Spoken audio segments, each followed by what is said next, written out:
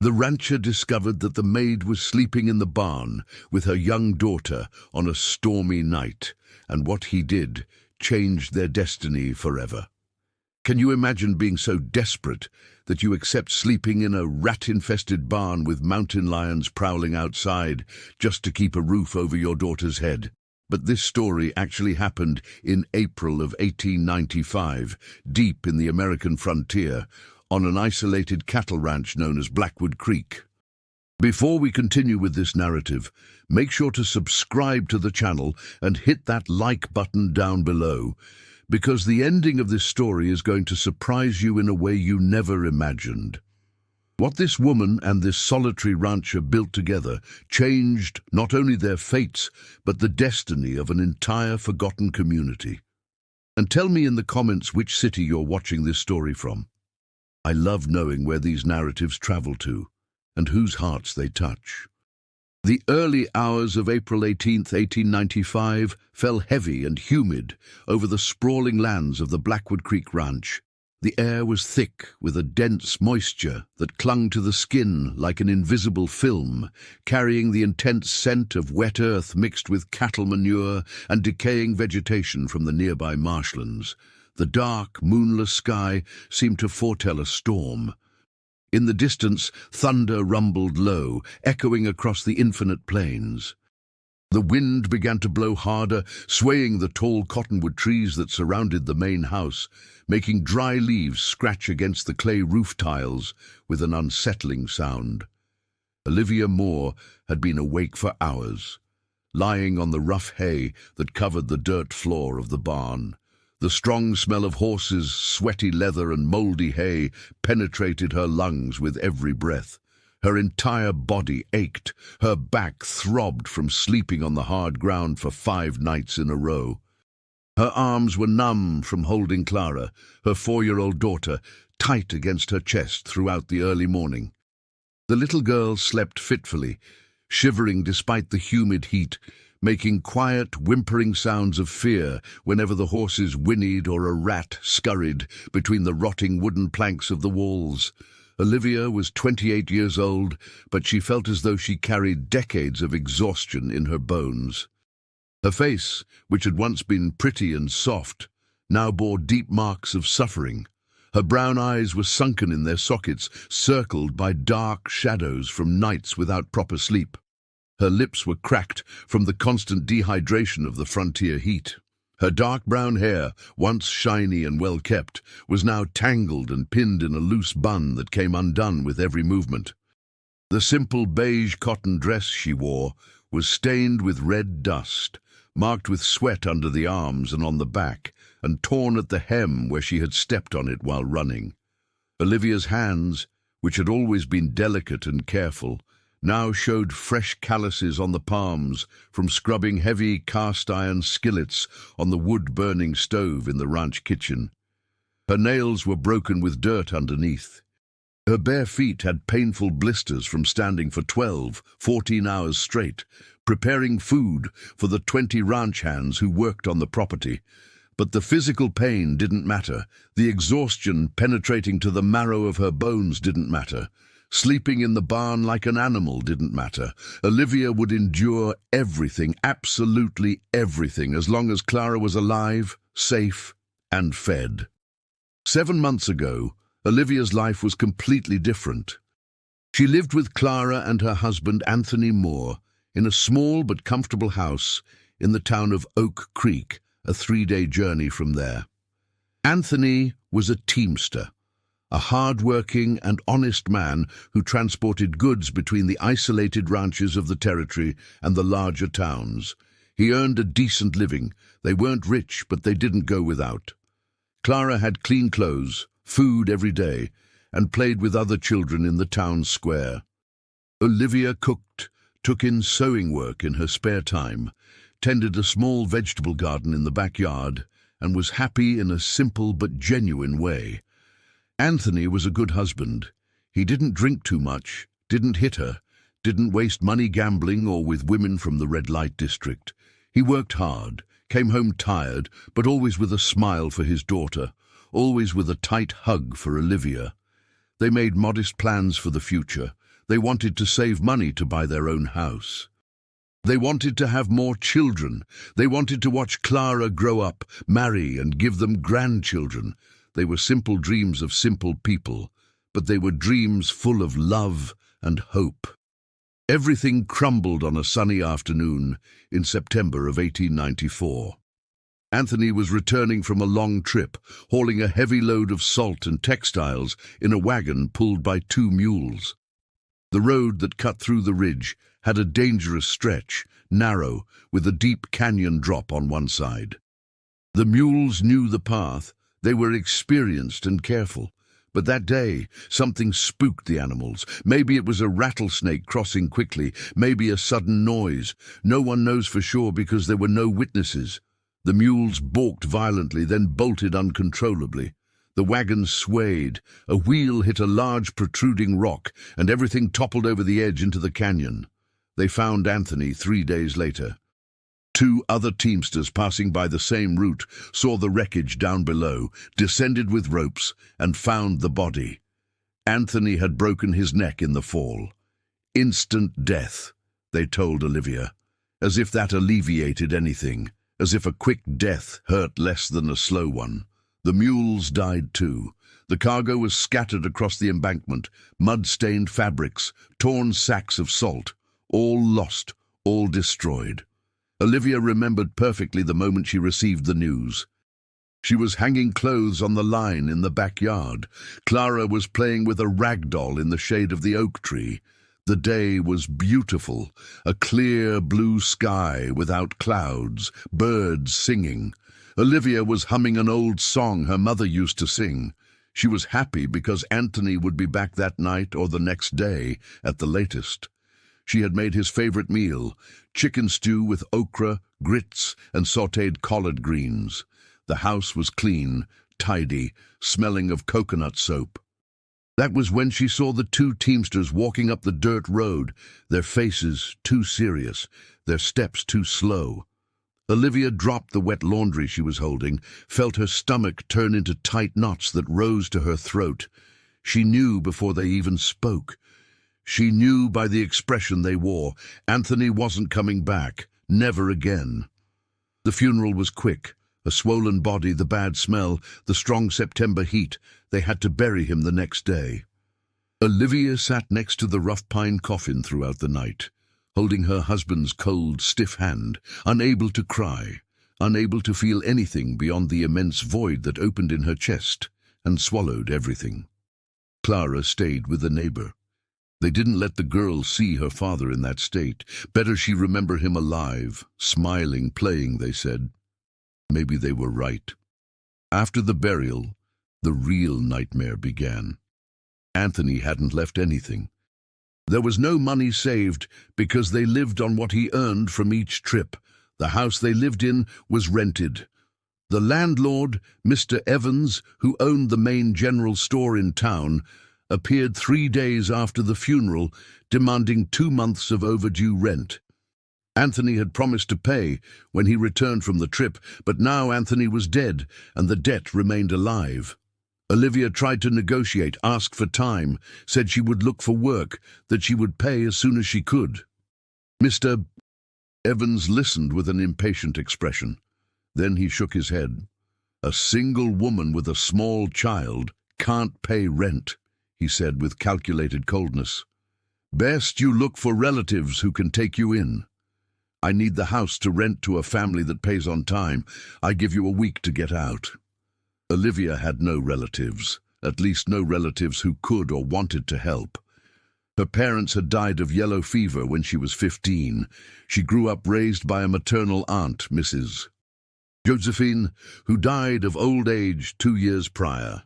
She had 2 distant cousins who lived in the state capital, but she barely knew them. They never exchanged more than brief greetings during rare encounters. Anthony was also an orphan, raised in a church orphanage with no known family. They were alone in the world, the 3 of them, and now there were only 2. Olivia tried to find work. She knocked on every door in the village offering services as a cook, washerwoman, seamstress, cleaner, anything, but the answer was always the same. A widow with a small child is too much trouble. The child will get sick. You'll need to miss work. The child will make noise, get in the way. Better to hire a single girl with no commitments or an older woman with grown children. No one wanted to take the risk. No one wanted the responsibility. The money ran out fast. Olivia sold the few pieces of furniture they had. The old bed, the table, 2 chairs, a trunk of clothes. She got $15, a miserable sum that barely paid the overdue rent debt, and bought food for 2 weeks. She sold her own clothes, keeping only 2 worn dresses. She sold her good shoes, keeping old leather sandals with cracked soles. She even sold her wedding ring, a small band of gold that Anthony had given her on their wedding day. That hurt more than anything. It felt like selling his memory, betraying their love. But Clara needed to eat, and food was worth more than memories. When the week ended and Olivia had to leave the house, she had nowhere to go. She slept 2 nights in the church. She and Clara curled up on the hard wooden pew of the back row. Father August allowed it, but made it clear it was temporary, that the church wasn't a shelter, that she needed to find a solution quickly. On the 3rd night, the priest locked the church early, and Olivia had to sleep in the town square, under a large tree, using her bundle of clothes as a pillow, her thin shawl as a blanket. It was Mrs. Sebastiana, a vegetable seller at the market, who told her about the Blackwood Creek Ranch. The rancher was looking for a cook, they said. It paid little, but offered food and a place to sleep. It was far away, 3 days' journey by wagon, in the middle of nowhere on the frontier, an isolated, difficult place, but it was work, it was survival. Olivia didn't think twice. She took Clara, the bundle with their few remaining clothes, and went to the supply store where the rancher had left word that he needed help. She got a ride on a merchant's wagon taking supplies to the interior ranches. They traveled 3 whole days under an unforgiving sun that burned the skin, red dust getting into their eyes and mouths, humid heat that suffocated. Clara cried from exhaustion, from the heat, from hunger. Olivia shared the pieces of dry bread they had brought, gave all the water from the canteen to the girl, pretended she wasn't thirsty, pretended she wasn't hungry too. They arrived at Blackwood Creek Ranch on a stifling afternoon. The property was vast, lands extending as far as the eye could see, plains covered in tall grass, scattered ponds reflecting the sky, cattle grazing in the distance, huge buffalo wallowing in black mud. The main house was an old adobe construction, white walls peeling, a colonial red tile roof with some gaps covered by canvas. It had a wide porch with dark wooden columns, a hammock hanging, swaying slowly in the wind. All around grew towering palms, laden mango trees, and twisted oaks. On the right side were the work sheds, a large corral where hands roped calves for branding, stables with horses, a chicken coop enclosed with wire, a pig pen, and a granary to store rice and corn. On the left side were smaller wattle and daub houses where the married employees lived with their families. Further back, isolated, stood the large barn made of old wood, where they stored hay, riding tack, and old tools. Olivia was received by Madeline, the elderly housekeeper of the ranch, a woman of about 60, thin as a dry stick, white hair pulled back in a tight bun, small and suspicious eyes. She examined Olivia from head to toe with a critical look that didn't hide her disapproval. "You're the widow who needs work?" she asked, stating more than asking. Olivia confirmed with a low voice, holding Clara against her leg. Madeline sighed deeply. "Do you know how to cook for 20 men?" she asked.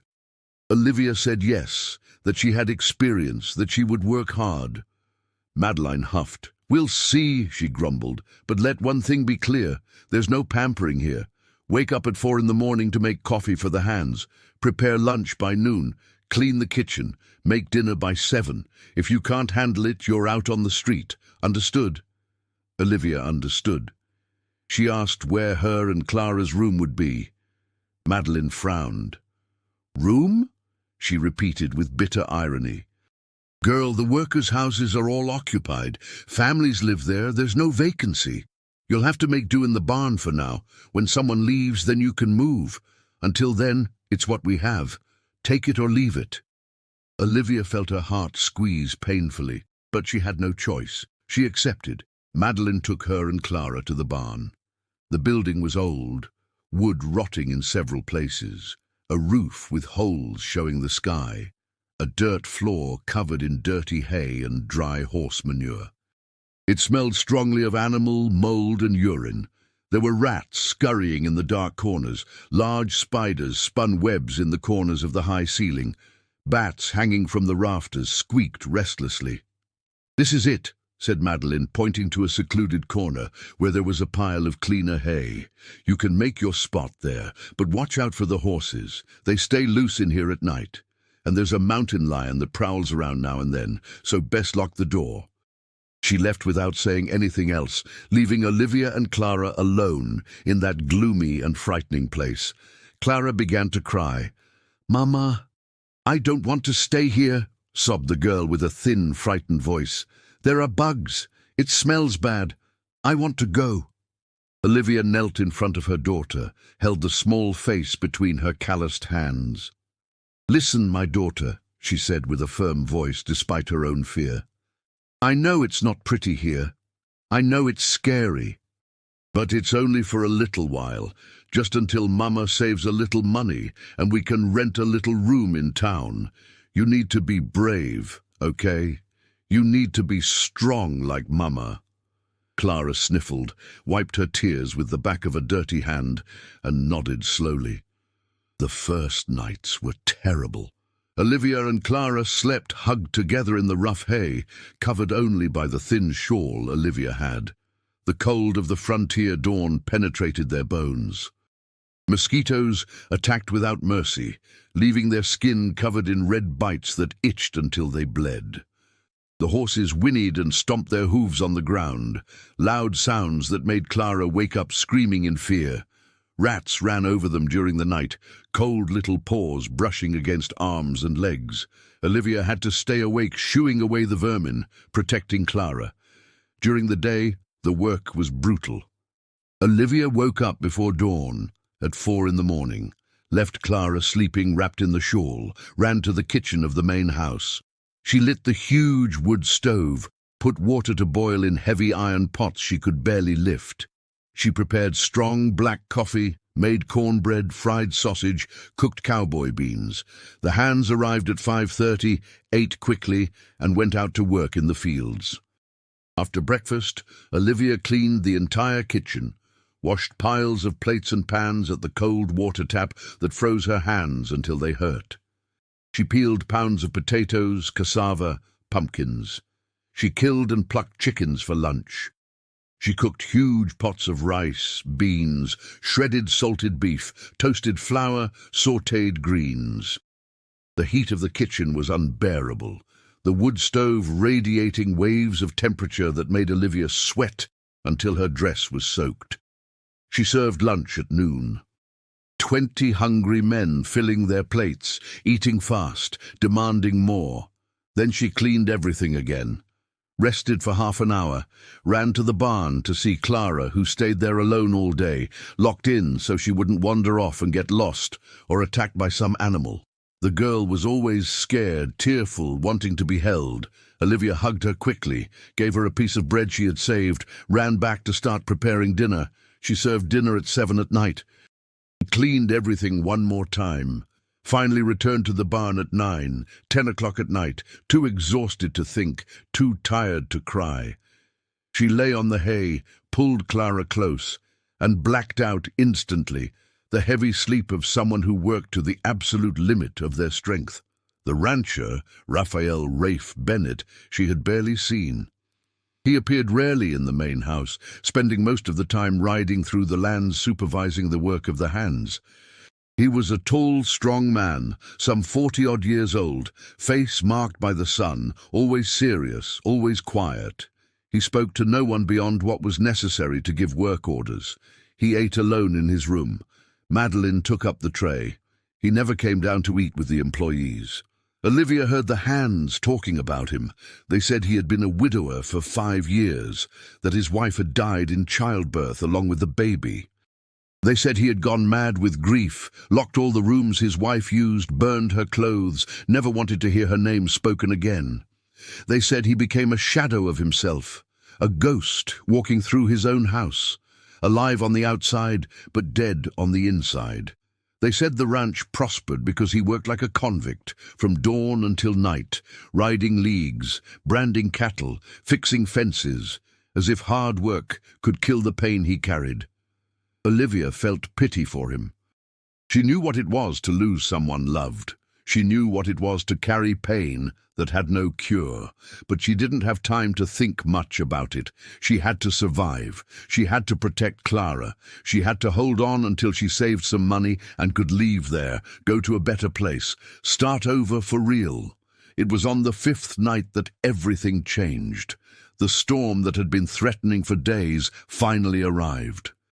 The sky darkened completely at 7 in the evening, black low clouds swallowing even the stars. The wind blew hard, swaying the trees violently, tearing off leaves and branches, throwing everything into the air. Thunder exploded deafeningly, making the earth tremble. Lightning tore the sky, illuminating the landscape for seconds in blinding white flashes. The rain began suddenly, torrential, violent. Dense curtains of water fell from the sky with fury, soaking everything in minutes. The noise was deafening, water drumming on the tiled roof, water hammering the dry earth, water filling the ponds until they overflowed. Olivia was in the barn with Clara when it started. The girl woke up screaming in fear at the first thunderclap. "Mama, I'm scared!" she cried, grabbing Olivia with desperate strength. Olivia hugged her daughter, tried to calm her, but she herself was terrified. The rain began to enter through the holes in the old roof. Leaks turned into waterfalls. Water ran down the walls, soaked the hay, formed puddles on the dirt floor that turned to mud. Olivia tried to move herself and Clara to a drier corner, but there was no dry corner. Everything was getting wet. The wind entered through the gaps in the rotting wood, freezing and cutting. The horses became nervous with the storm. They whinnied loudly, stomped hooves on the ground with force, ran from one side to the other inside the barn, dangerously close to where Olivia and Clara were huddled. Olivia had to pick Clara up and stand, leaning against the wall, trying to make herself small so as not to spook the animals further. That was when she heard the sound. It was a low, guttural growl coming from outside, from the back of the barn. Olivia froze. She knew that sound. Everyone who lived on the frontier knew it. It was a mountain lion. A cougar prowling, attracted by the scent of the horses, perhaps looking for shelter from the storm, perhaps looking for easy prey. The horses caught the scent of the predator and went mad. They shrieked high-pitched sounds of pure panic, kicked the walls, tried to break down the door. Olivia pressed Clara against her chest and prayed softly, words tripping over each other, asking for protection, asking the lion to go away, asking that they survive that night. The growl got closer.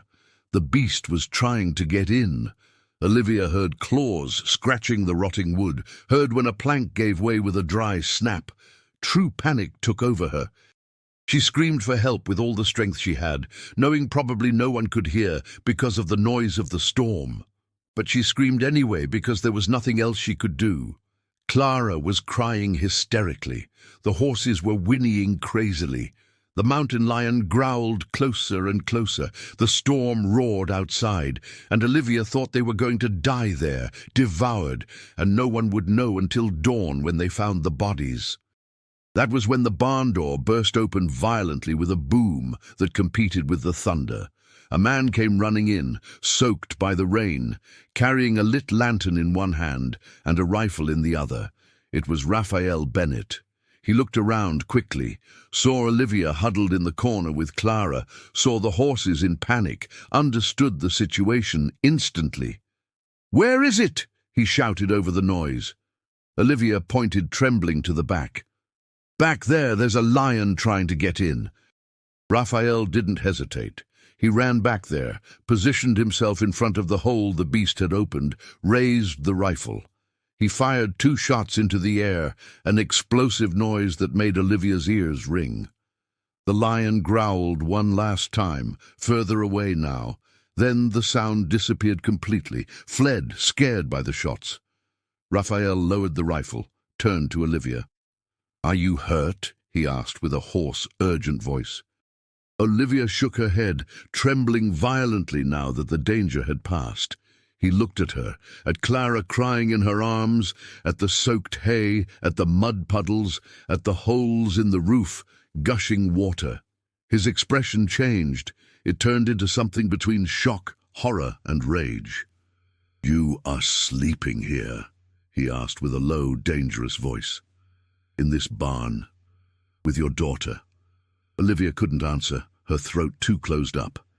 Raphael wiped a hand over his wet face, a gesture of disbelief and fury. "Who put you here? Who said you had to sleep in this place?" Olivia finally found her voice. "Mrs. Madeline said there was no spare room in the hands' quarters," she explained with a trembling voice. "She said it was here for now until someone left. I had no choice, sir. I need the work. I need to feed my daughter." Raphael remained silent for a long moment. The swaying lantern light illuminated his face, revealing an expression of deep pain mixed with something that looked like guilt. "Get your things," he said finally with a firm voice. "You are going to sleep in the main house. There is a spare room. I will not allow anyone to sleep in a barn like an animal. Not while I am the owner of this ranch." Olivia blinked, not understanding properly. "But, sir," she began, "the other hands, what will they think? It won't look right." Raphael cut her off with a brusque gesture of his hand. "I don't care what they think," he said with absolute firmness. "I'm not going to let you and that child sleep here with a mountain lion prowling, with rain coming in, with rats and snakes. Get your things now. That's an order." Olivia obeyed with trembling fingers. She gathered the wet bundle, picked Clara up, and followed Raphael out of the barn. The rain was still falling hard, soaking them instantly. Raphael took off his own leather coat and placed it over Clara, protecting the girl. He ran ahead, clearing the path, holding the lantern high to light the muddy ground. They arrived at the big house. Raphael went up the porch steps, opened the main door, entered. Olivia hesitated on the threshold, feeling too dirty, too poor, too inadequate to enter that house. But Raphael looked back and made an impatient gesture. "Come in," he said. "You'll catch pneumonia standing there." Olivia entered slowly, her bare feet leaving mud marks on the waxed wooden floor. Raphael took her to the second floor, up a wide, dark wood staircase. The hallway had several closed doors. He opened the third on the left, entered a spacious room. It had a double bed with a real mattress and clean white sheets, a smaller bed against the wall, a wooden wardrobe, a dresser with a mirror, a chair near the glass window with lace curtains. Everything simple but clean, tidy, infinitely better than the hellish barn. "You stay here," Raphael said, placing the lantern on the dresser. "My room is at the end of the hall. If you need anything, knock on the door. Tomorrow morning I'll talk to Madeline about this absurdity. No one sleeps in a barn here. Never again." He made a move to leave, then stopped and turned. "What is your full name?" he asked. "Olivia Moore," she replied with a low voice. "And she is Clara." Raphael nodded, looking at the girl who had stopped crying and was now looking at everything with wide eyes of curiosity. "Welcome to the house, Olivia," he said softly. "Sleep well. You are safe here." He left, closing the door slowly. Olivia stood in the middle of the room, Clara still in her arms, looking around as if she were dreaming. Then she laid Clara carefully on the smaller bed. The girl sank into the soft mattress, sighed deeply with relief, closed her eyes, and slept instantly.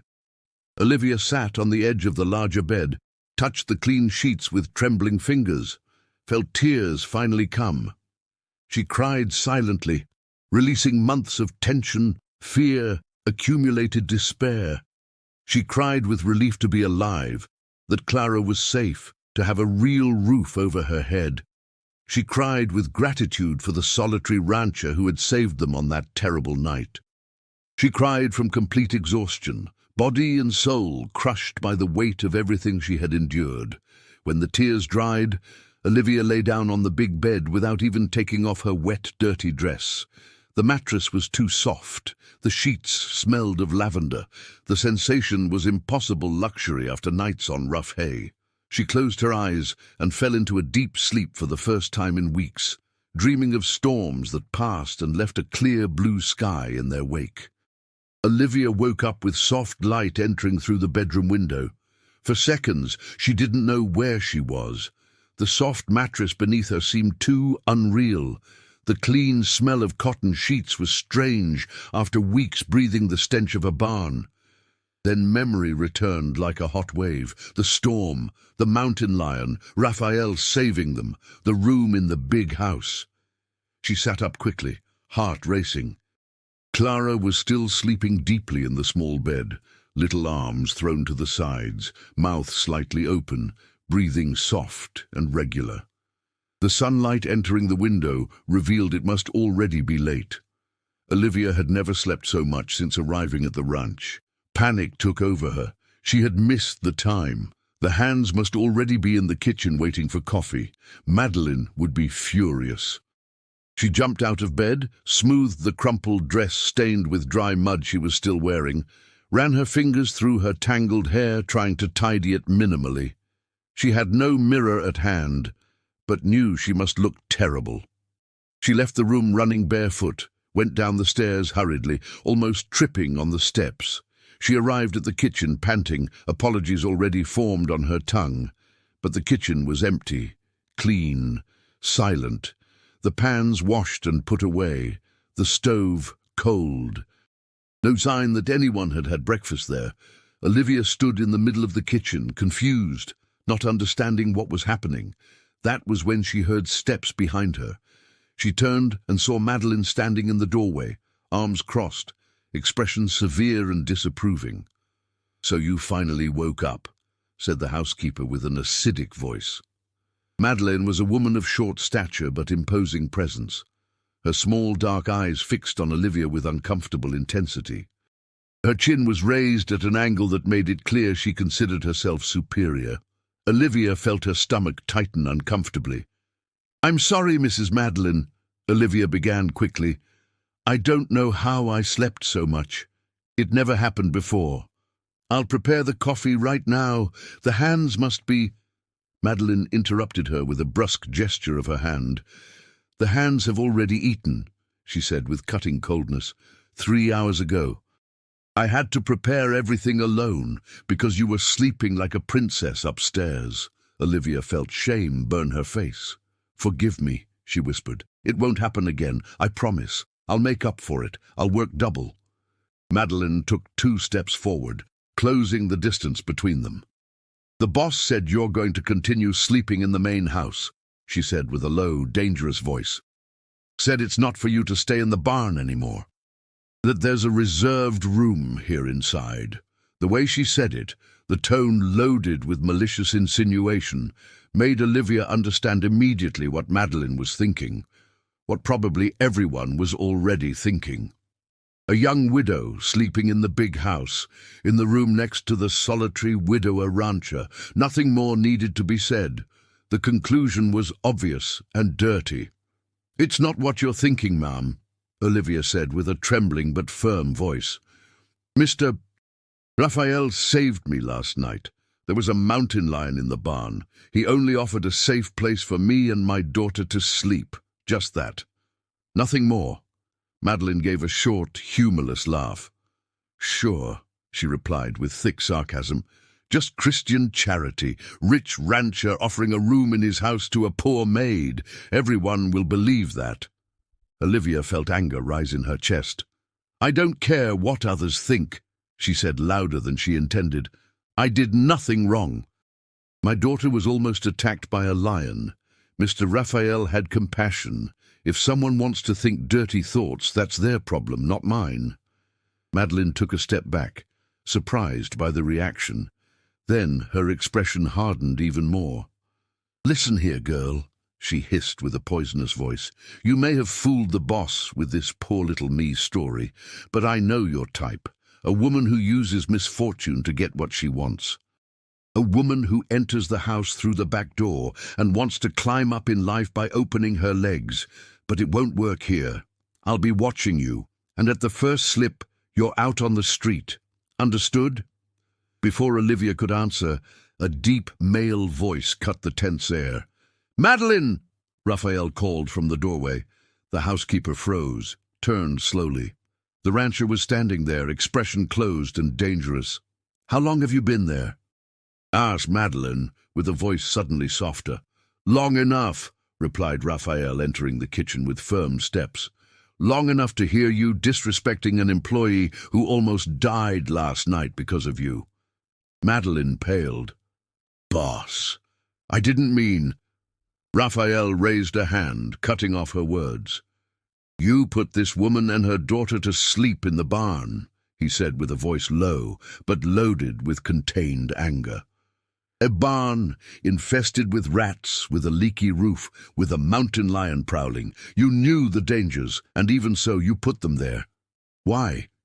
"Because there was no space," Madeline replied weakly. "The workers' houses are all occupied." Raphael took a step forward. "There are 3 spare rooms here in the main house," he said, pointing upwards. 3 rooms no one uses. You could have offered any one of them. But you didn't. Why, Madeline? Because you didn't want to. Because you thought a new maid didn't deserve comfort. Because you are cruel." Madeline turned red with anger and humiliation. "I am cruel," she repeated with a trembling voice of indignation. "Me, who has worked in this house for 20 years. Me, who took care of Mrs. Amelia when she was sick. Me, who took care of you when you lost her. And now you call me cruel because of a stranger who just arrived." Raphael took a deep breath, controlling his own anger. "Madeline, you were good to me and to Amelia. That I don't deny. I'm grateful for everything you did, but that doesn't give you the right to mistreat other people. Olivia did nothing to deserve being treated like trash. She is a widow. She lost her husband. She is alone with a small child, just like you were when you came to work here for the first time, remember? Or have you forgotten how hard it was?" Madeline looked away, biting her lip. "I haven't forgotten," she murmured. "Then you should have more compassion," said Raphael more softly. "You should have offered help, not cruelty." He sighed deeply. "From today on, Olivia will continue sleeping in the main house, in the room I gave her, and you will treat her with respect. You will teach her the work without rudeness. You will help her adapt. Understood?" Madeline nodded stiffly. "Understood, boss," she said with an icy voice. "Can I go now?" Raphael made a gesture of dismissal. Madeline left the kitchen with hard steps, spine too straight, humiliation evident in every movement. Raphael turned to Olivia. His expression softened. "How are you?" he asked. "Did you sleep well? Is Clara okay?" Olivia nodded, throat too tight to speak properly. "I'm fine, sir. Clara too. Thank you for—" She couldn't finish, emotion choking her words. Raphael made a gentle gesture with his hand. "No need to thank me," he said. "It was the right thing to do. And I apologize for Madeline. She is a good person deep down, but she became bitter with life. She lost her husband young, raised her children alone, worked hard her whole life. That hardens people sometimes, but it's no excuse to treat you badly. I won't allow it." Olivia looked at that man who had saved her and Clara, who had defended her from the cruel housekeeper, who was offering dignity when no one else did. She felt something strange in her chest, a warmth different from what she felt when she thought of Anthony. It wasn't love, not yet. It was gratitude mixed with admiration. It was the beginning of trust. It was possibility. The following weeks established a new routine. Olivia woke up early, went down to the kitchen, prepared coffee helped by Madeline, who was now polite, although cold. The hands ate and left. Olivia cleaned everything, then went up to wake Clara, gave the girl breakfast in their room, played a little, went down again to prepare lunch, served the hands, cleaned, prepared dinner, served, cleaned, went up, exhausted. But now she had a soft mattress to sleep on. She had a clean and safe room. She had Clara sleeping peacefully, without fear of bugs. The work continued hard. Her body ached every day. Her hands bled from washing so many heavy pots. But there was dignity in it now. There was a small but real hope that things would get better. Raphael appeared for dinner every night. Initially, he ate alone in the large dining room, but one night he asked Olivia if she and Clara didn't want to keep him company. Olivia hesitated, feeling it wasn't appropriate, that it would feed the rumors even more. But Raphael insisted, saying that a house too big and too silent made him melancholic, that the voices of living people did him good. So they began to dine together. Raphael sat at the head of the long table. Olivia and Clara sat 3 chairs to the right. Initially, they ate in awkward silence. But gradually, Raphael began to ask questions. He asked where Olivia was from. She told him about Oak Creek, about the life she had before, about Anthony. Raphael listened attentively, nodding, asking gentle questions that showed genuine interest. Clara lost her fear of him quickly. Children have an instinct for good people. She began to talk animatedly during dinners, talking about the chickens she saw in the yard, about the calf that was born and was tiny, about the yellow butterfly that landed on her hand. Raphael listened with attention equal to what he gave Olivia, answered seriously, treated the girl with a respect that touched Olivia. One night Clara asked why Raphael didn't have children. Olivia was mortified, tried to hush the girl, apologized for the boldness. But Raphael raised a hand, saying it was all right. He looked at Clara with deep sadness in his dark eyes. "I had a baby," he said with a hoarse voice. "But he was born sleeping, and his mother went to sleep too, and didn't wake up any more." Clara tilted her little head to the side, processing that with child logic. "Like my daddy," she said. "He went to sleep and didn't wake up any more either. Must be they are together up there in heaven. Your baby, my daddy, and your wife.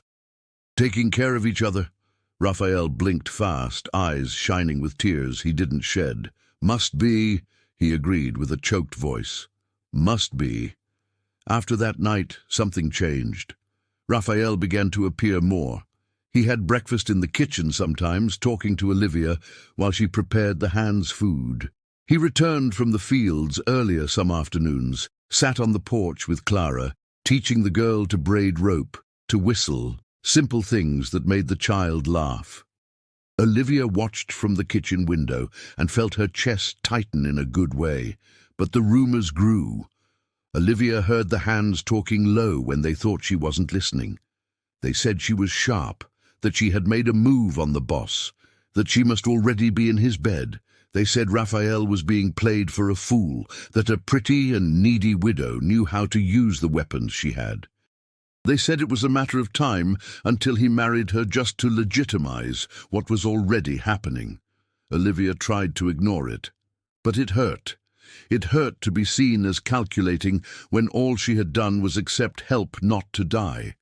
It hurt to be judged by men who had never gone hungry, never held a crying child without having food to give, never had to choose between dignity and survival. It was in early June, 6 weeks after the night of the storm, that Ben Carter appeared. He was the ranch foreman, a man of about 38, strong as a bull, wide and brutal face, small and cruel eyes. He had left 3 weeks earlier to fetch cattle bought from a neighboring ranch, returning now with the new herd. Olivia was in the kitchen preparing lunch when Ben entered. He stopped in the doorway, looked her up and down with an expression that made Olivia's skin crawl unpleasantly. "So you're the widow living in the big house," he said, with a deep, drawling voice. Olivia turned to him, holding the knife she used to cut meat. "I'm Olivia," she replied firmly. "I'm working as a cook here." Ben took a step into the kitchen. "Working," he repeated with a low, unpleasant laugh. "Is that what they're calling it now?" Olivia felt anger explode. "If you have something to say, say it," she said with a hard voice. "Otherwise, get out of my kitchen. I have work to do." Ben raised his eyebrows, surprised by the reaction. Then he smiled, but it wasn't a pleasant smile. "You've got fire," he said, moving closer. "I like that. A woman with personality. I bet that's why the boss wants you close." Olivia gripped the knife tighter. "Take one more step and I scream," she warned. "And Mr. Raphael will know you're disrespecting me." Ben stopped, but the smile didn't fade. "Seriously?" he asked with mockery. "You think Raphael will care? You think he'll fire me over a maid?" Before Olivia could answer, Raphael's voice cut the air. "Ben, what are you doing here?" The foreman turned, expression changing to false respect. "Boss," he greeted, "just came to meet the new cook. Heard a lot about her." Raphael entered the kitchen, positioning himself between Ben and Olivia. "Now you've met her," he said coldly, "you can get back to work." Ben looked from Raphael to Olivia and back to Raphael. Then he shrugged. "Sure, boss," he said with a slightly insolent tone. "Anything you need, just holler." He left slowly, looking back once before disappearing through the door. Raphael turned to Olivia. "Did he touch you?" he asked urgently. "Did he do anything?" Olivia shook her head. "No, just talked nonsense," she replied. "But he made me uncomfortable." Raphael ran a hand over his face, a gesture of frustration. "Sorry," he said. "Ben is good with cattle, but he's rough with people. I'll talk to him. It won't happen again." But it did. Ben started appearing in the kitchen regularly, always with an excuse. Came to get water, came to get a tool, came to bring a message. But he always looked at Olivia in a way that made her want to take a bath afterward, always made comments with double meanings, always made it clear he thought she was sleeping with the boss. If you are enjoying this story, leave your like and share it with someone who needs to believe in second chances and genuine kindness. The other hands followed Ben's example. They began to treat Olivia with poorly disguised disrespect, made dirty jokes when she passed, laughed loudly, made obscene noises. Olivia endured everything with a clenched jaw and swallowed tears. She couldn't complain too much, couldn't cause a scandal. She needed the work, needed the roof. It was Madeline, surprisingly, who offered something close to support. One afternoon, while they washed dishes together, the housekeeper looked at Olivia and said softly that men always did that. They always judged a woman they thought was climbing in life improperly, always needed to diminish, to put in her place, to remind her that a woman was inferior. "Don't pay them any mind," advised Madeline, with a voice still hard but less hostile. "Do your work, keep your head high. If you did nothing wrong, you have no need for shame." Olivia looked at the housekeeper, surprised. "You believe me?" she asked softly, "that there's nothing happening between me and Mr. Raphael?" Madeline was silent for a moment. Then she shrugged. "I don't know if I believe," she replied honestly. "But I've seen you work, seen you take care of your daughter. I saw that you aren't a tramp. If something happens between you and the boss, it'll be because both of you want it, not because you set a trap or because he forced you. And in that case, it's nobody's business." Olivia felt unexpected gratitude for the bitter housekeeper. But the situation worsened when Aunt Elvira arrived. She was Raphael's aunt, the older sister of his father, who had died years ago. A 62-year-old widow, she lived on a smaller ranch, a 2-day journey away. She came to visit her nephew regularly, staying a week or two, then returning to her own property. Aunt Elvira was an imposing woman. Tall, posture straight as a rail, white hair pinned in an elaborate bun, wearing dark silk dresses even in the frontier heat, a fan always in hand. She had sharp eyes that missed no detail, and a tongue even sharper that cut without mercy. She arrived on a June afternoon. Raphael received her on the porch with a respectful embrace. Olivia was in the kitchen finishing a corn cake when she heard voices in the dining room. Raphael was introducing Clara to his aunt. The girl, shy initially, was soon chattering excitedly about the calves and the chickens. Aunt Elvira listened for a moment, then asked with a cutting voice whose child that was. Raphael explained she was the new cook's daughter. The aunt asked where the cook was. Raphael called for Olivia. She entered the room, wiping her hands on her apron, head lowered respectfully. "Lift your head, girl," ordered Aunt Elvira. "Let me see your face." Olivia obeyed, raising her gaze. Raphael's aunt examined her with disconcerting attention. Then she looked at her nephew.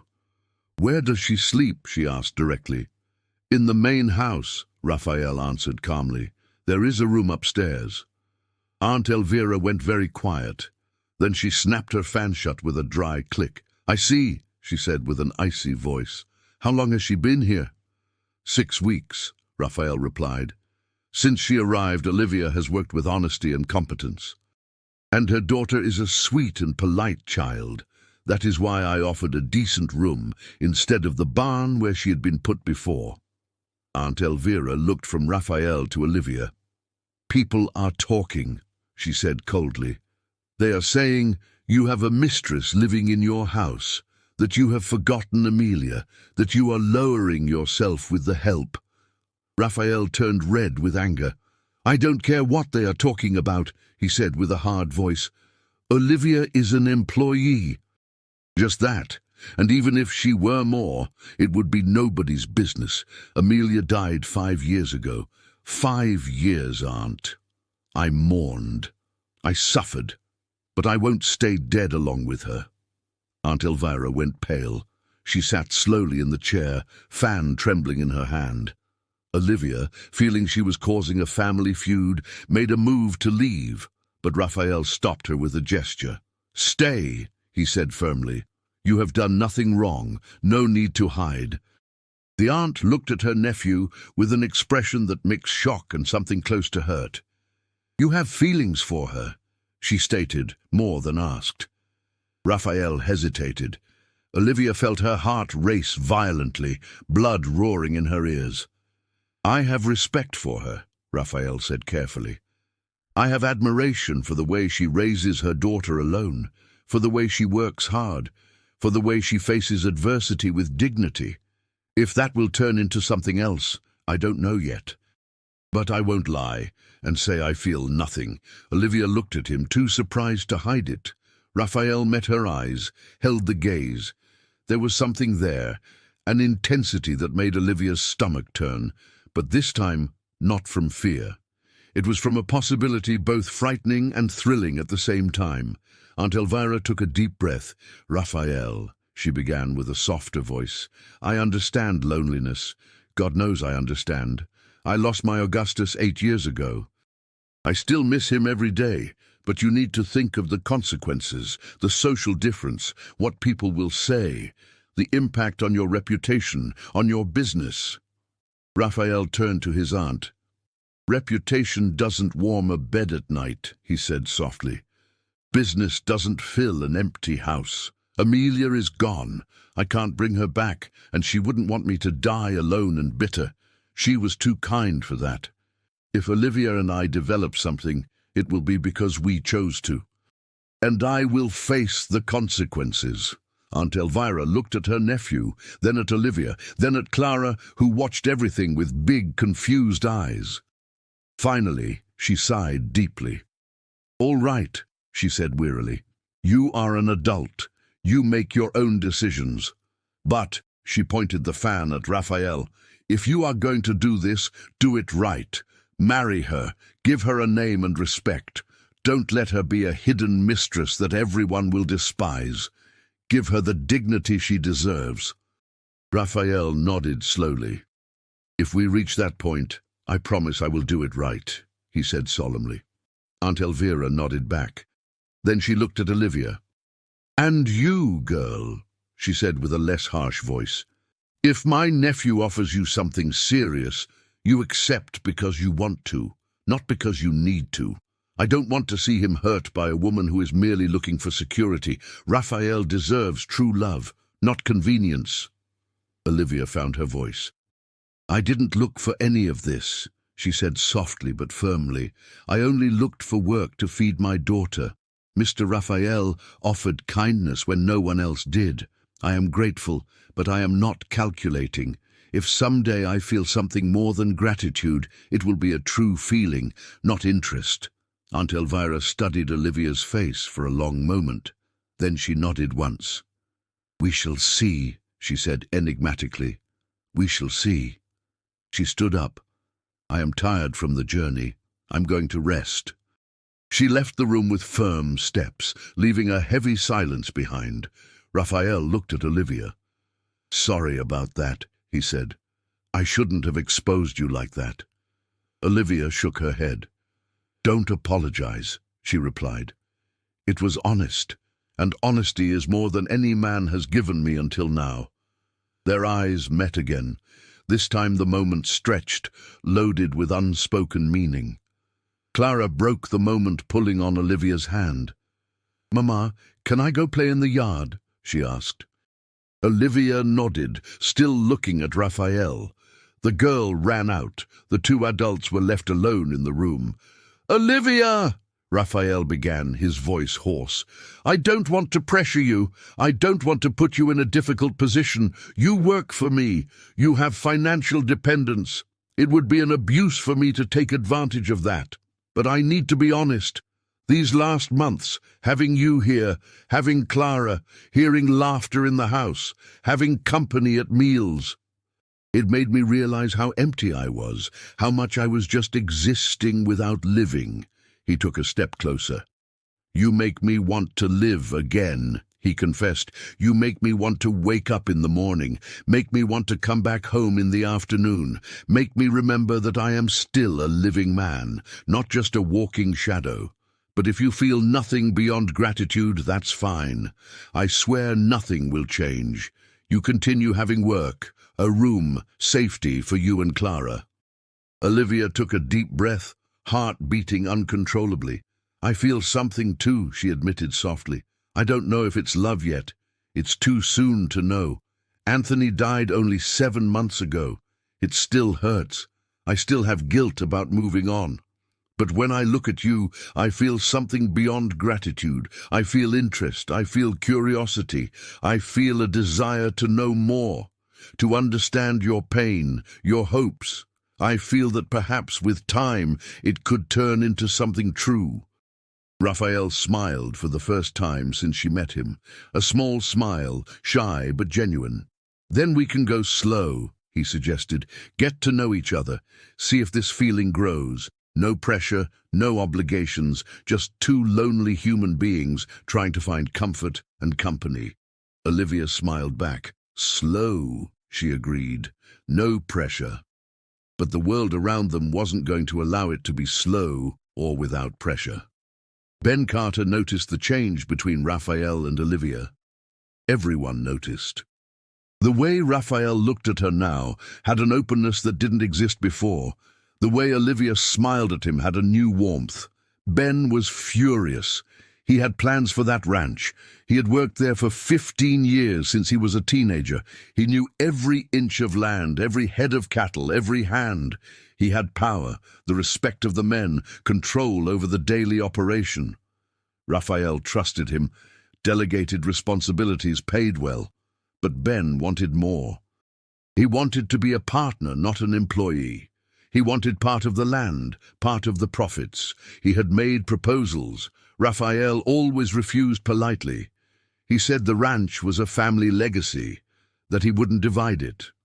Ben was frustrated, but still hoped that with time Raphael would change his mind. Now, seeing that Raphael was interested in the cook, Ben saw a different threat. If Raphael married Olivia, there would be new heirs eventually. The children would inherit everything. The chances of Ben getting part of the ranch would go to 0. He needed to do something. He needed to end that before it was too late. Ben began to sabotage subtly. He spread dirtier rumors in the nearby town, told everyone he knew that Raphael had a mistress living in the house, that it was a scandal, that the widow had schemed to snag the rich boss, that it was a matter of time until she poisoned him and took everything. The rumors reached the ears of the town priest. Father Boniface was a 60-year-old man, conservative and stern, who took Catholic morality very seriously. He was indignant at what he heard. He rode out to the ranch on a July afternoon to confront Raphael personally. Olivia was in the kitchen when she saw the priest arrive. She felt instinctive fear.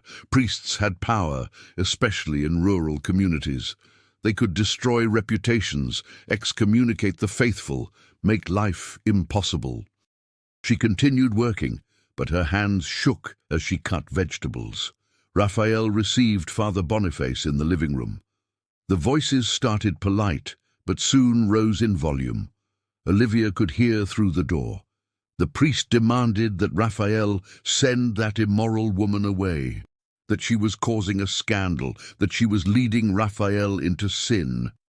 Raphael responded coldly that what happened in his house was not the church's business, that Olivia was an honest employee, that the rumors were malicious lies. The priest retorted that appearances mattered, that Raphael had a responsibility as an influential man in the community, that he needed to set an example. Raphael lost his patience.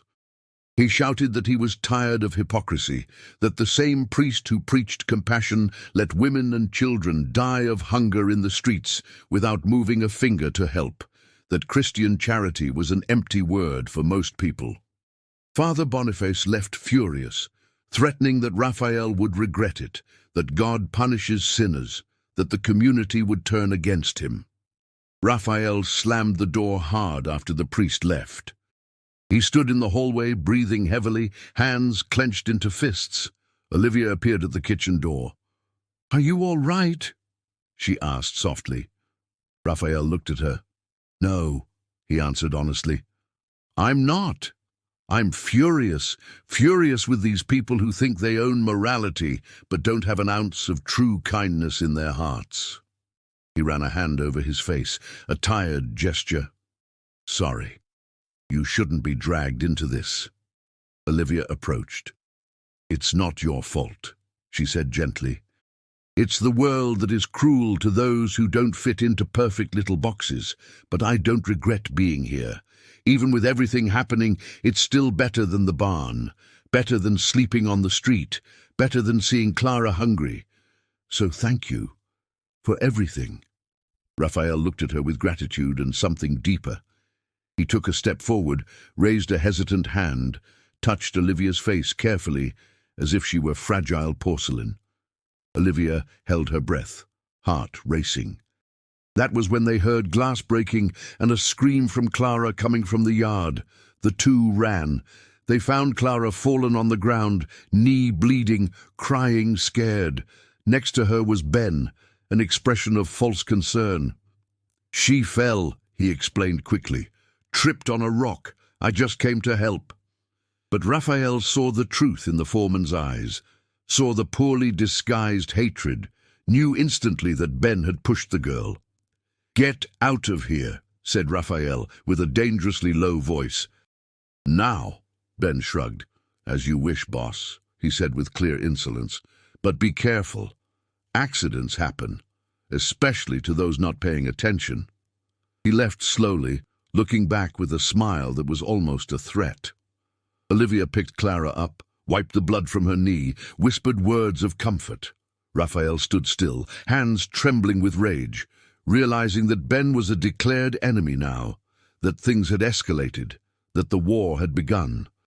That night, Raphael called a meeting with all the hands on the porch of the main house. The sun was setting, painting the frontier sky in orange and purple, long shadows stretching across the land.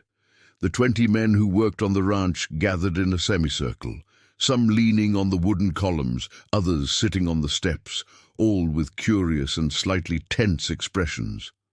Raphael went down the steps, stood facing them. The golden light of dusk illuminated his serious face, highlighting the clenched jaw and dark eyes loaded with determination. Olivia watched from the kitchen window, holding Clara against her chest, the girl's knee bandaged with a clean cloth. "I want to make one thing very clear," Raphael began, with a firm voice that cut through the low murmur. "Olivia Moore is an employee of this ranch. She works honestly as a cook. She lives in the main house because I offered a decent room to her and her daughter. Any man here who has a problem with that can take his things and leave now. No one is forced to stay." Heavy silence fell. The hands exchanged glances. No one moved. Raphael continued, voice gaining a harder tone. "I've heard comments, jokes, disrespect. This ends today. Any man who lacks respect for Olivia or her daughter will be sent away on the spot. No warning, no second chance. Understood?" Most of the men nodded. Some murmured confirmations. But Ben, leaning on the farthest column, crossed his arms over his broad chest and gave a low, disdainful laugh. Raphael turned to him. "Some problem, Ben?" he asked with a dangerous voice. Ben pushed himself off the column, took slow steps until he was closer to Raphael. The other hands stepped back instinctively, feeling tension grow like a storm forming.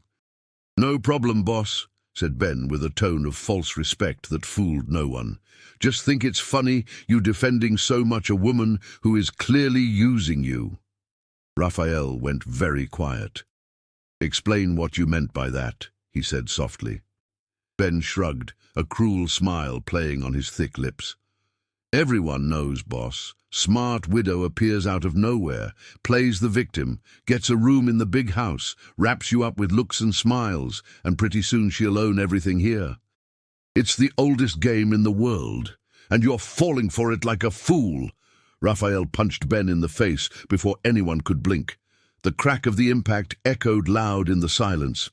Ben staggered back, hand to his face, blood running from a broken nose. He looked at Raphael with pure, murderous hatred. "You're going to regret that," he growled, with a voice distorted by the blood filling his mouth. Raphael didn't back down. "You're fired," he said coldly. "Get your things and get off my property before dawn. If I see you here after that, I'm calling the sheriff from the county seat." Ben spat blood on the ground. "Sheriff," he repeated with a bitter laugh. "You think the law is going to care about a fight between a boss and a hand? You think anyone is going to believe your version when I spread word that you assaulted me for no reason because I'm defending the ranch's honor?" Raphael took a step forward. "Get out now, Ben," he ordered, "while you can still walk on your own." Ben looked around at the other hands. No one moved. No one came to his defense. Realizing he was alone, Ben spat again, wiped the blood from his face with the back of a dirty hand. "All right," he said with a voice full of poison. "I'm going, but you will regret this, Raphael. I swear to God you will." He turned and walked stiffly toward the bunkhouse. Raphael stood watching until Ben disappeared into the growing darkness. Then he turned to the remaining men. "Anyone else have something to say?" he asked. Silence. "Then get back to work tomorrow as usual. Meeting dismissed." The hands dispersed quickly, talking low amongst themselves. Raphael went up the steps slowly, hands shaking from adrenaline. Olivia was waiting for him at the door. "Are you okay?" she asked, examining his knuckles, which were red and starting to swell. Raphael nodded, but his expression was disturbed. "I did the right thing," he said, more to himself than to her. "Couldn't let him continue, but I created a dangerous enemy. Ben isn't a man who forgets." Olivia touched his arm gently. "You defended me," she said with a voice full of emotion. "No one has ever done that before, not like that, with such conviction." Raphael looked at her, something intense passing between them. "I will always defend you," he promised. "From anyone. Because you deserve respect. Because Clara deserves safety, and because he hesitated, took a deep breath, because I care about you more than I should, more than is sensible, more than I can control." Olivia felt tears burn. "I care about you too," she whispered. "Very much." Raphael raised his hand, touched her face with infinite care. He leaned in slowly, giving her time to pull back if she wanted. But Olivia didn't pull back. She met him halfway. The kiss was soft, hesitant, loaded with months of accumulated tension, of shared loneliness, of pains that found a mirror in each other. When they separated, both were crying silently, but the moment was interrupted by the sound of a horse galloping off. Raphael ran to the edge of the porch, saw Ben riding furiously away from the ranch, disappearing into the darkness. "He didn't take anything," observed one of the hands who had stayed nearby. "Just mounted up and left." Raphael felt a cold apprehension settle in his stomach. This wasn't right. Ben was a man of modest means, but had things at the ranch: clothes, a good saddle, tools. Why would he leave everything behind? The answer came 3 nights later. Raphael had ridden to a neighboring ranch to close a deal on buying breeding bulls. He would return only the next morning. Olivia put Clara to sleep early, the girl still scared about her hurt knee, but already improving. She went down to the kitchen to finish cleaning the dinner plates. Madeline had already gone to sleep in her cottage near the stables. The house was too silent. Olivia felt chills on the back of her neck, that instinctive feeling that something was wrong. She stopped washing the plates, wiped her hands on her apron, listened, heard a light creak of a floorboard in the hallway, sound of a careful step, trying not to make noise. Olivia's heart raced violently. She grabbed the kitchen knife that was on the table, held it firm. "Who's there?" she called with a voice that tried to sound firm but came out trembling. No answer. Another creak, closer now. Olivia backed up until she hit the wall, knife raised. The kitchen door opened slowly. Ben entered. He looked different, eyes bloodshot, possibly from drink, clothes dirty and crumpled, 3-day stubble, strong smell of moonshine and sweat. But the worst was the expression. Void of any humanity, just pure, cold hatred. "You!" said Olivia with a voice hoarse from fear. "What are you doing here?" Ben closed the door behind him, locked it. The sound of the latch falling was like a death sentence. "Came to get what I'm owed," he replied, slurring his words. "Worked 15 years on this ranch, 15 years breaking my back, and got sent away because of you. You bitch." Olivia gripped the knife. "I'm going to scream," she warned. "The hands will hear." "They'll come running." Ben gave a humorless laugh. "Scream then," he challenged. "The hands are all drunk at the festival they organized in town, only coming back morning time. Madeline is deaf as a post, and Raphael is far away. It's just us two, and your little girl upstairs." True terror took over Olivia. "Clara," she whispered, "if you lay a finger on her." Ben lunged fast, surprisingly agile for a drunk man. He grabbed Olivia's wrist, twisted until she screamed and dropped the knife, which fell to the floor with a metallic clatter. He threw Olivia against the wall with force. Her head hit the hard wood. Vision went black for seconds. Pain exploded in the back of her neck. Ben pressed his heavy body against her, holding both wrists with one hand, the other hand going to her throat. "You ruined everything," he growled in her face, a blast of alcohol making Olivia turn her face in disgust. "Had plans, was going to get part of the ranch, was going to be somebody, but you showed up and turned him against me. Now I'm going to make you pay." Olivia tried to scream, but the hand on her throat squeezed, cutting off the air. Absolute panic took over. She tried to kick, scratch, bite, but Ben was too strong. She was running out of air. Black spots danced in her vision.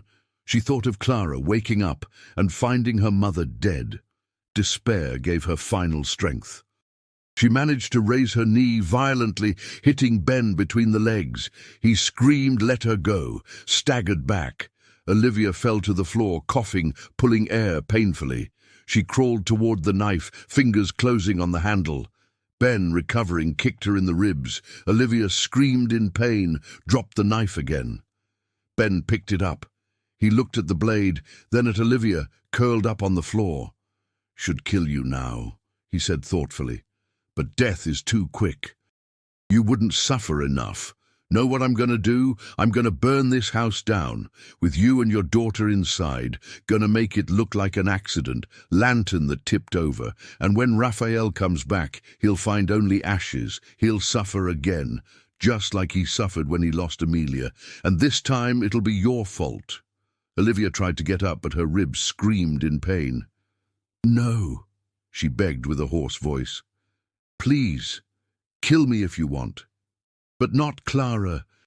She has nothing to do with this. She's just a child." Ben looked at her without mercy. "Exactly," he said coldly. "That's why it'll hurt more." He threw the knife away, left the kitchen. Olivia heard steps going up the stairs, heard the bedroom door opening, heard Clara wake up and start crying, calling for her mother. Terror gave strength that pain didn't allow.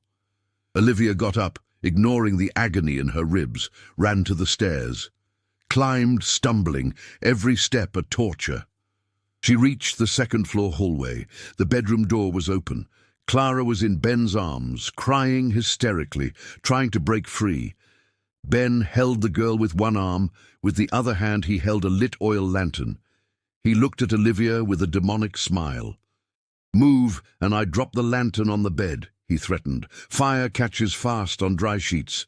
You'll have to choose. Save your daughter or put out the fire. But you can't do both." Olivia froze, mind racing, desperately looking for a way out. There was none. She was trapped. Clara cried, calling, "Mama, help me, Mama." That was when the hallway window exploded into thousands of shards of glass. Someone had thrown a large rock that whizzed by and hit Ben in the head. He yelled, dropped both Clara and the lantern. The girl ran to Olivia. The lantern hit the wooden floor, glass breaking, oil spreading, fire starting to lick the floorboards. Olivia grabbed Clara and ran away from the flames, looked through the broken window, saw Raphael down below, mounted on a sweating and panting horse, rifle in hand. "Jump!" he shouted. "I'll catch you!" Olivia looked back.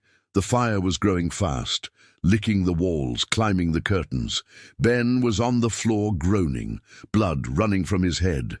There was no time to think. Olivia climbed onto the windowsill, holding Clara with one arm. The ground down below looked terrible and distant, but fire was worse. She jumped. For seconds she felt only wind and terror. Then she landed on something. Raphael had ridden under the window, stretching out his arms. He caught Olivia and Clara, the impact almost knocking him from the saddle, but he held firm. He got off the horse quickly, put Olivia and Clara on the ground. "Are you hurt?" he asked urgently, examining them. Olivia shook her head, trembling violently from shock. "Ben is in there," she managed to say. "He started the fire, tried to kill us." Raphael looked at the house. Black smoke was starting to come out of the windows. Orange glow of flames illuminated the second floor. "I'm going to get him," he said, starting to run. Olivia grabbed his arm. "No," she begged. "Let him die. It's not worth you dying too." Raphael looked at her, then at the burning house, then back at her. Hesitated just a second before nodding. "You're right," he agreed.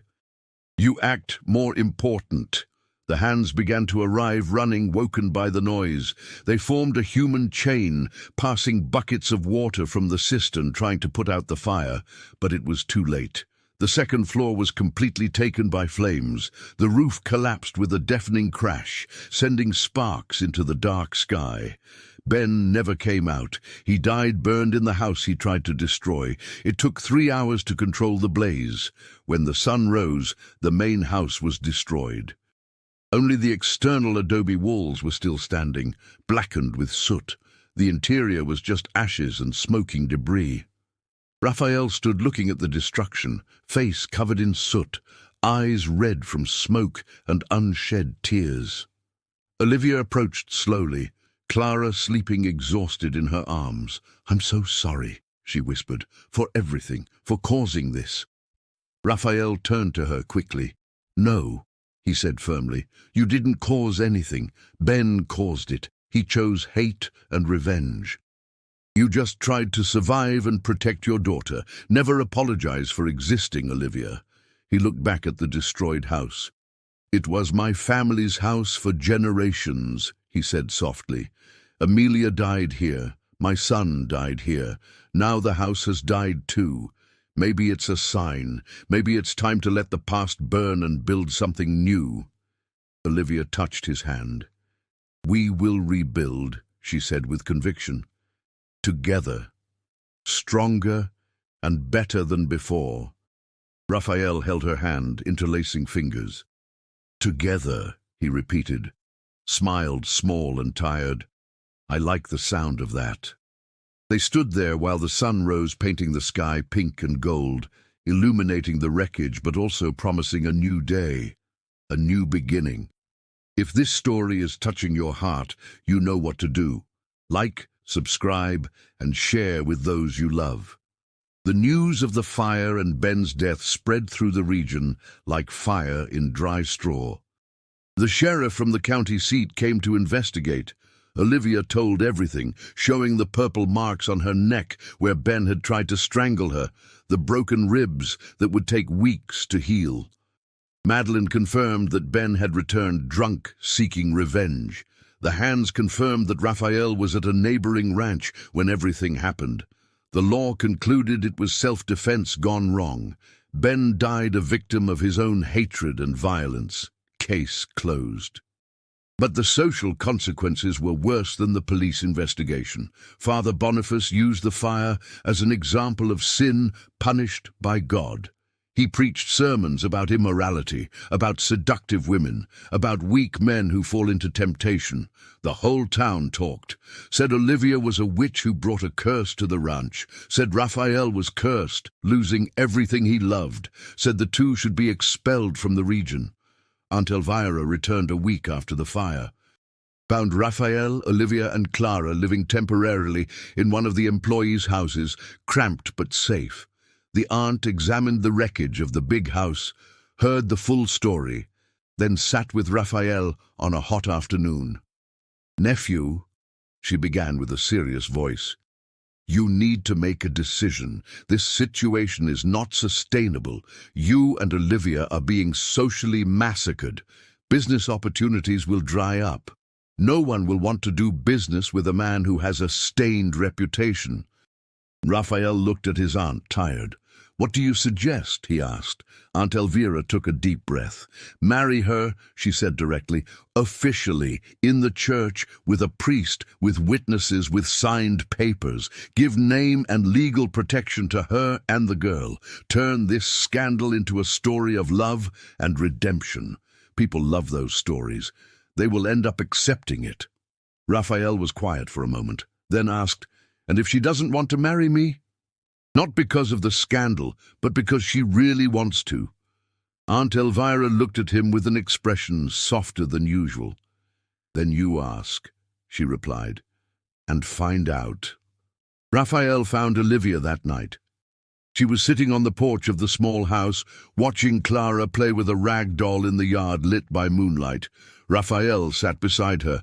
They sat in comfortable silence for minutes. Then Raphael spoke. Olivia, he began with a hesitant voice, I need to ask you a question. She turned to him, curious eyes. Raphael took a deep breath. Would you marry me? Not for convenience, not for social pressure, but because you want to, because you love me the same way I love you. Olivia felt tears fill her eyes. You love me, she whispered. Raphael nodded, complete vulnerability on his face. I do, he confirmed. I love the way you fight for Clara. I love the way you face adversity without breaking. I love the way you smile when you think no one is looking. I love the way you make me want to be a better man. I love you, Olivia, completely. Olivia let go of the tears she held back. I love you too, she confessed. I fought against it because I thought I was betraying Anthony. But I realized love doesn't betray. Love honors. Anthony would want me to be happy, would want Clara to have a father, would approve of you. So yes, Raphael, yes, I will marry you, because I want to, because I love you. Raphael pulled her into a tight hug. They stayed like that for a long time, holding each other while the future opened up in front of them. Clara came running, wanting to join the hug. The three stood together, first moments of a true family forming. They married 2 weeks later in the village church. Father Boniface refused to perform the ceremony, so they fetched a priest from a neighboring town, a younger and more compassionate man who accepted readily. Aunt Elvira organized everything. Got a simple but beautiful dress for Olivia, got a new suit for Raphael, made Clara the flower girl with a little white dress the girl adored. The ceremony was small, just Aunt Elvira, Madeline, some loyal hands, and half a dozen neighbors who didn't care for gossip. But it was a ceremony full of true love.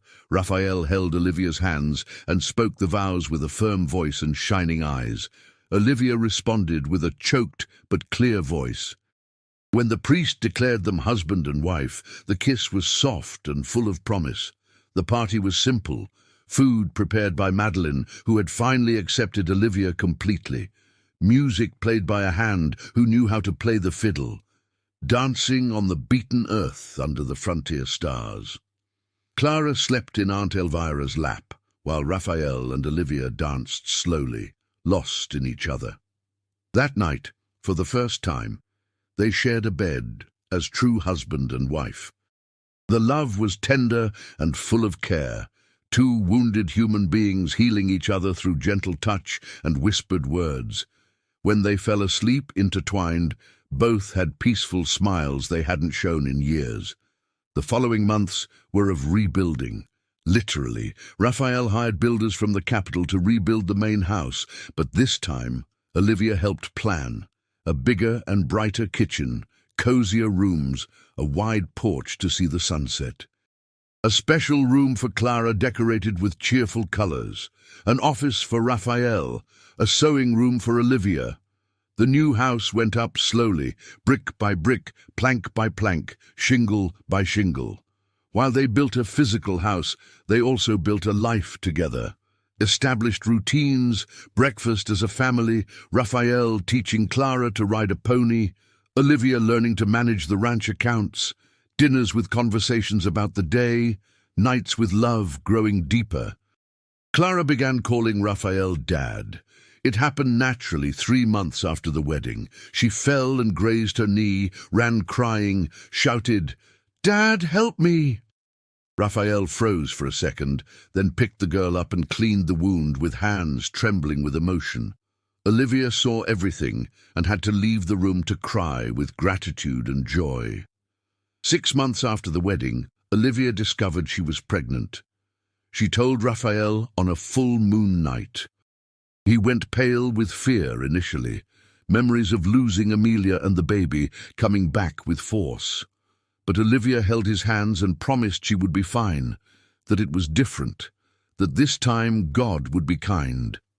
The pregnancy was smooth. Olivia had strong health.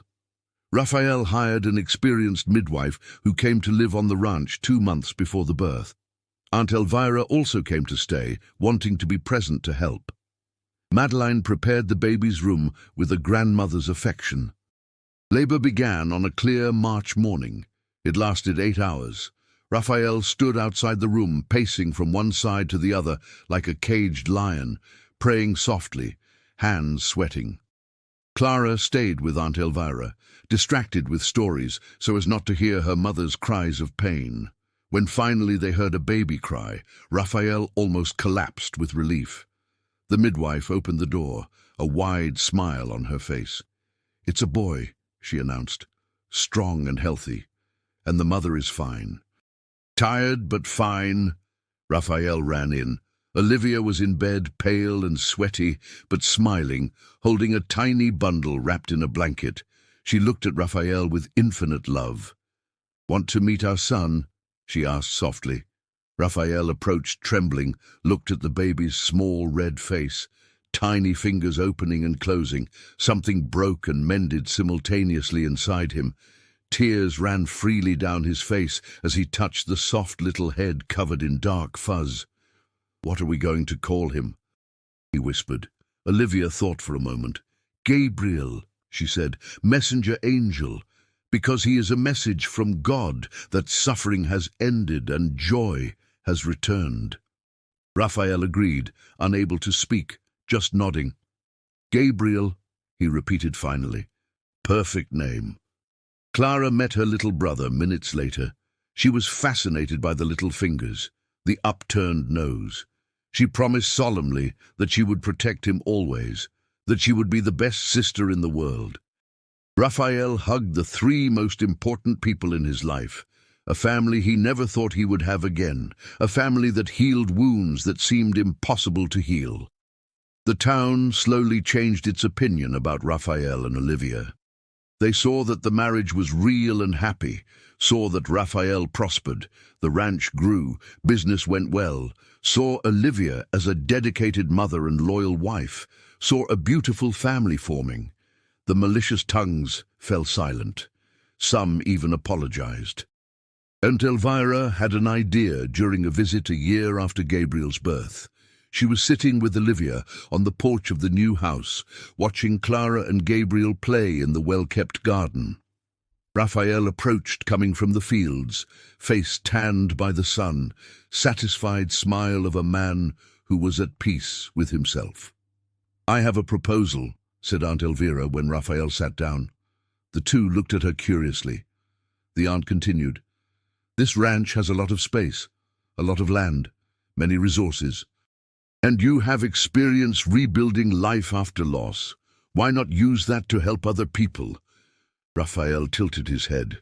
"Explain better," he asked. Aunt Elvira leaned forward. "Create a shelter for widows," she proposed. "Widows like Olivia was. Alone, desperate, with nowhere to go. Build small cottages on the east side of the property. Offer work on the ranch. Give an opportunity for a fresh start. You more than anyone know how important it is to have a second chance." Olivia and Raphael exchanged glances. The idea lit something in both of them. "We could," said Olivia slowly. "We have the capacity, we have the will. And it would be a way to honor our own suffering, transforming it into something that helps others." Raphael nodded, excitement growing. "I'll draw up a project," he said. 5 cottages initially, each with 2 rooms, kitchen, small yard. We can offer work in the kitchen, in the garden, taking care of the chickens. Fair wages and dignity."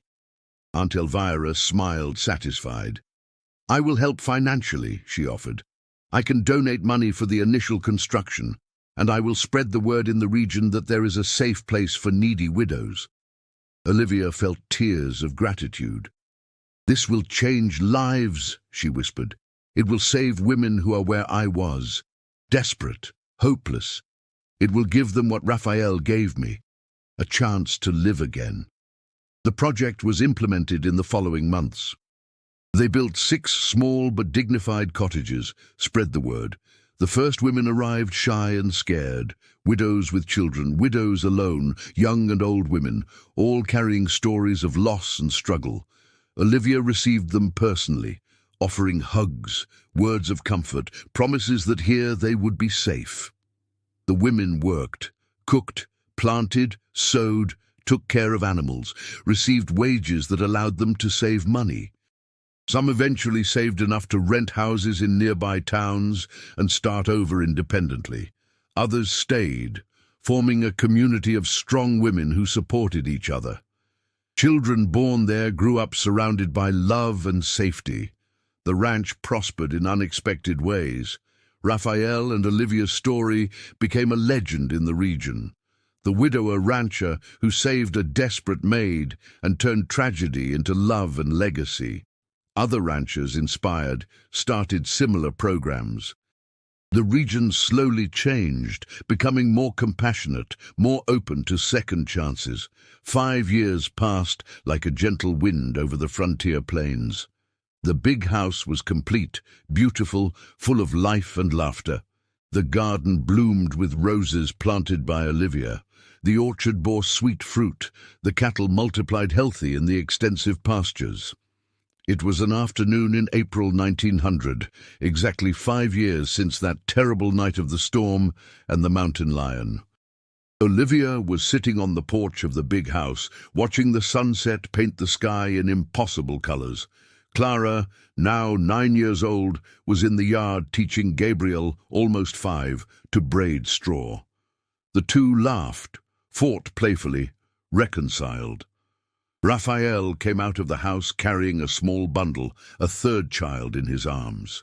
It was Beatrice, a 2-year-old daughter who was born healthy and loud, filling the house with energy impossible to contain. He sat next to Olivia, put Beatrice on the ground to play. The little girl ran to her siblings immediately. Raphael took Olivia's hand, interlaced fingers. "We're a long way from that night," he observed softly. Olivia nodded, eyes shining with happy tears. "Seems like another life," she agreed. "Another person, almost." Raphael turned to her.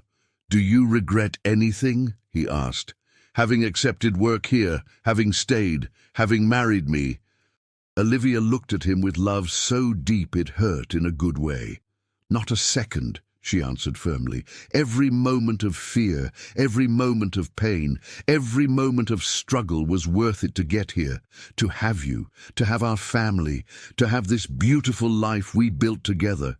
You saved me, Raphael, in every way possible." Raphael kissed her hand. "You saved me too," he said with a hoarse voice. "Pulled me out of the tomb where I had buried myself. Showed me that life could continue after loss. Gave me love when I thought I would never love again. Gave me a family when I thought I was destined for eternal loneliness. We are each other's saviors, Olivia. Always have been." They looked at the children playing, at the widows' cottages in the distance, where women cooked dinner and children ran free, at the prosperous lands stretching to the horizon, at the sky promising a peaceful and starry night. Aunt Elvira appeared on the porch, hair completely white now, but eyes still sharp and bright. She sat in her favorite rocking chair, sighed satisfied. "You did something special here," she observed, looking around. "Not only prospered, helped others to prosper, transformed pain into purpose. That is true legacy." Olivia smiled at the aunt, out of an affinity that had become like a second mother. "Wouldn't have managed without you," she said with gratitude. "Without your wisdom and support," Aunt Elvira waved a hand. "You had love," she said. "I only helped protect it until it grew strong. The rest was your work." Madeline called from the door that dinner was ready.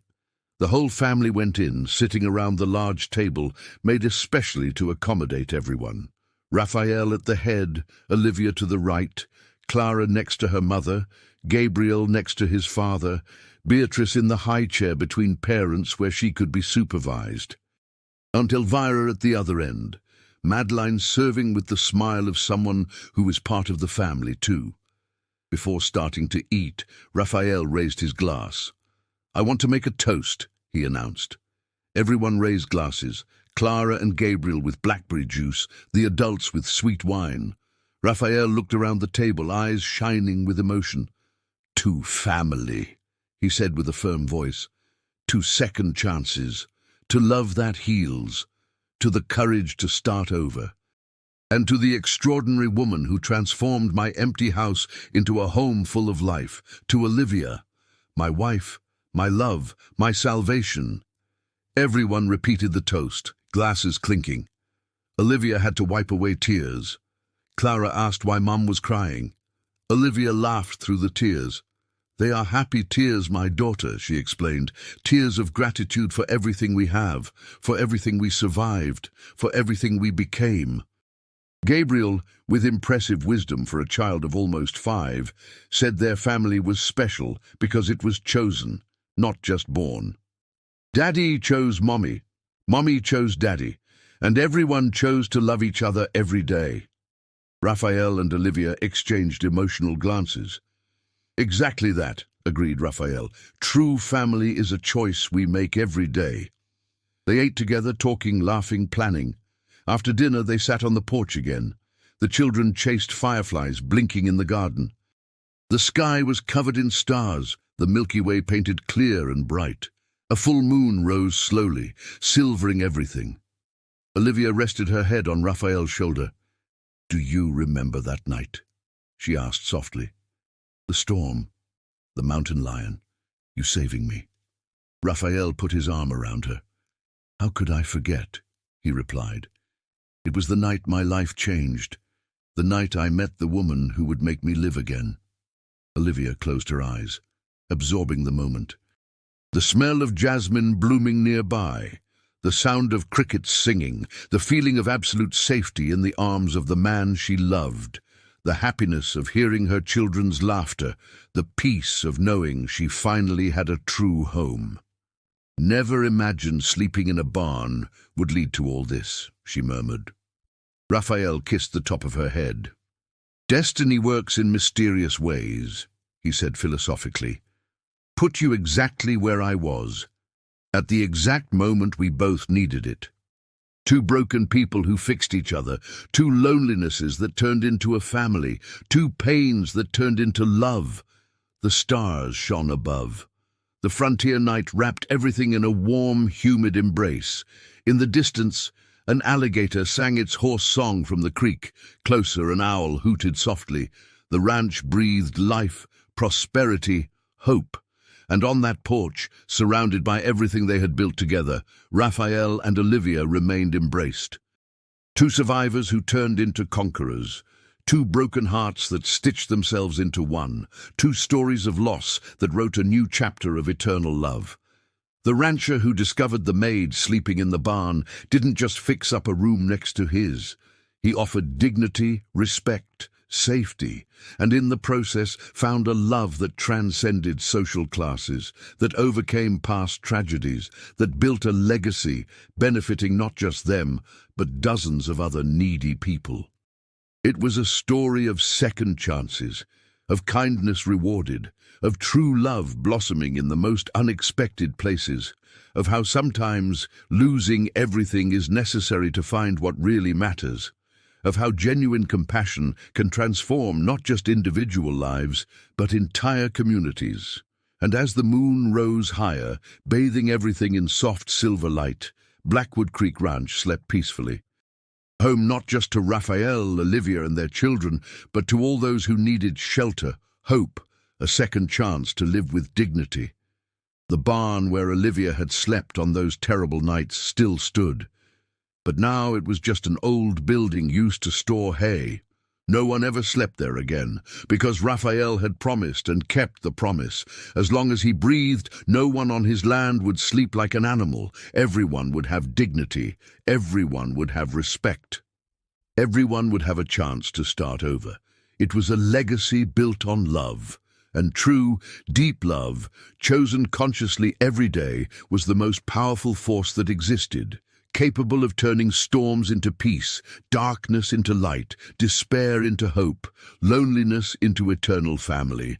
And so ends the story of the rancher and the maid, a story that began with a night of terror and a prowling mountain lion, a story that passed through fire and threat and loss. But a story that ended exactly as all the best stories should end, with love triumphing, with family united, with peace finally found, with second chances honored, with a legacy of kindness left for future generations. Because in the end, it doesn't matter how much we suffer. It doesn't matter how many times we fall.